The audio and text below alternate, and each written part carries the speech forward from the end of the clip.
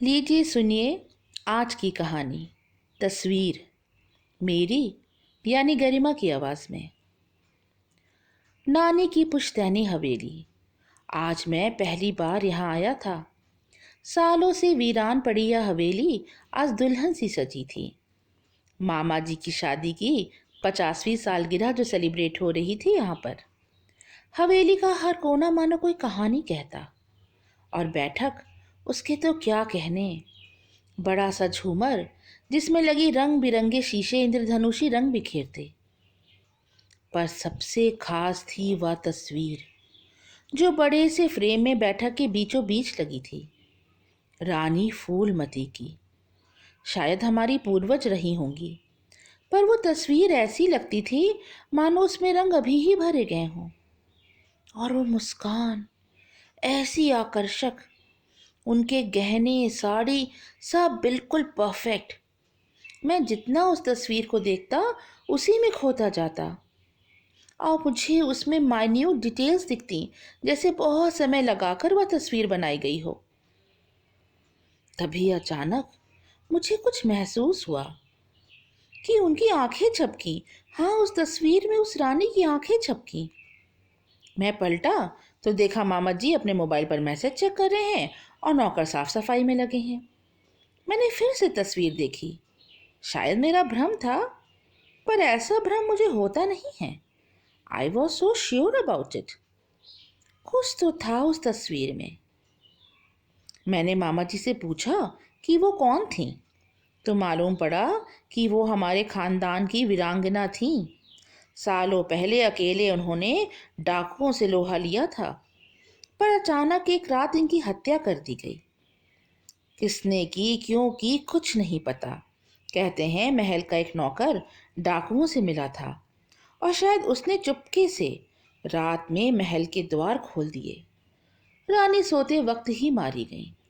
डाकुओं ने अपने सरदार की मौत का बदला उनकी हत्या करके ले लिया। ये हमारी शान है बेटा, और हम सब इनको नमन करते हैं। तो फिर मामा जी इनकी तस्वीर पर माला क्यों नहीं चढ़ाई जैसे मृत लोगों को चढ़ाई जाती है? अरे बेटा, तुम इन सब चक्करों में ना पड़ो। Enjoy yourself. जाओ घूमो फिरो। पर मामा जी की बातें मेरे मन में घर कर गईं। मैं जितना उस तस्वीर से दूर जाना चाहता उतना ही उसकी तरफ आकर्षित होता। फिर एक दिन मैंने फिर से कुछ महसूस किया, और इस बार मैं पक्का था। उनके गहने। उस दिन मामा जी की एनिवर्सरी थी। मामी जी ने अपने पुश्तैनी गहने पहने थे। मैं बैठक में ही था। सब लोग बातें करने में मशरूफ थे।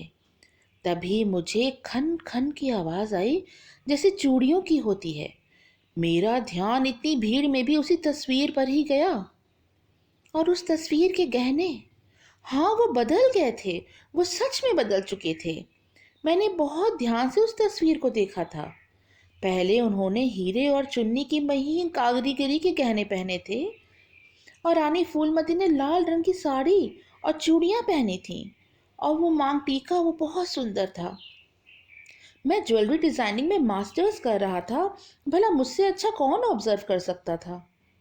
पर आज आज वो सारे गहने बदल गए थे। नीलम और हीरे की ज्वेलरी थी और साड़ी भी नीले रंग की। इतनी भीड़ में मैं अपने आप को बिल्कुल अकेला महसूस कर रहा था। मैं मामा जी के पास गया, पर मामा जी बहुत व्यस्त थे। मैंने इंतजार करना ही ठीक समझा। मेरी नज़रें बराबर तस्वीर की ओर थीं। मुझे उसकी हकीकत जाननी थी। आखिर क्यों इस तस्वीर पे फूल माला नहीं चढ़ी और वो गहने?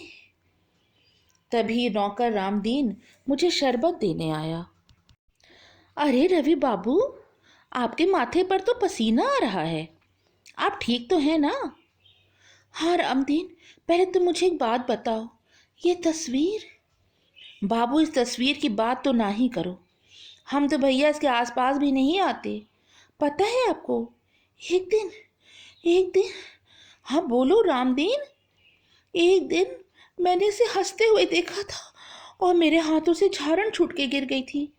आपके मामा जी बहुत गुस्सा हुए थे मुझ पर। तब से मैं इस तस्वीर के ना आसपास जाता हूँ ना ही इसे देखता हूँ। मेरी बात मानो भैया, आप भी इसे मत देखो। साया होता है, अगर चढ़ जाए ना तो जिंदगी बर्बाद हो जाती है। मैंने तय कर लिया कि मामा जी की जिंदगी खतरे में नहीं डालने दूंगा। मैं तो चला जाऊंगा, पर मामा जी और उनका परिवार। तभी पीछे से किसी ने मेरे कंधे पे हाथ रखा। राजीव था, मामा जी का बड़ा बेटा। भैया चलो बाहर, सब डांस फ्लोर पर बुला रहे हैं, आग लगा देंगे आग, चलो। पर राजीव सुनो तो, परवर कुछ नहीं, बस चलो। मेरी बात जैसे कोई सुनने को तैयार ही नहीं था। मैंने पीछे पलट के फिर से उस तस्वीर को देखा और फिर जल्दी से बाहर चला गया। देर रात तक मैं बागीचे में ही रहा। सारे मौज मस्ती कर रहे थे, पर मेरा मन बहुत बेचैन था। अचानक मैंने देखा कि मामा जी कहीं नहीं दिख रहे। घड़ी में रात के 1:30 थे। मैं उन्हें ढूंढने चाहा और ना चाहते हुए भी मैं बैठक में गया। देखा, मामा जी उस तस्वीर के सामने खड़े एक टक उसे निहार रहे हैं। और वो तस्वीर, मुझे अपनी आंखों पर विश्वास ही नहीं हो रहा था।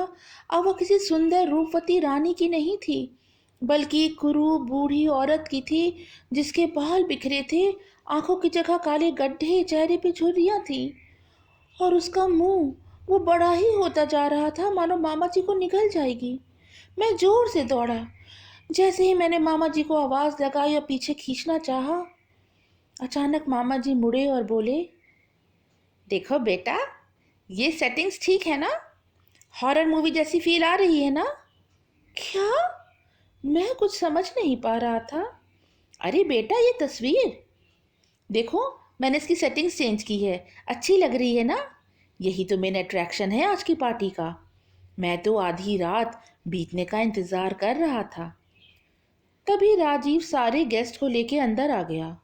बैठक में रंग बिरंगी झूमर की लाइट जल रही थी। मामा जी ने मुझे खींचकर पर्दे के पीछे छुपा दिया और फिर उन्होंने अपने मोबाइल पर एक ऐप खोला जिस पर इसी रानी की तस्वीर थी।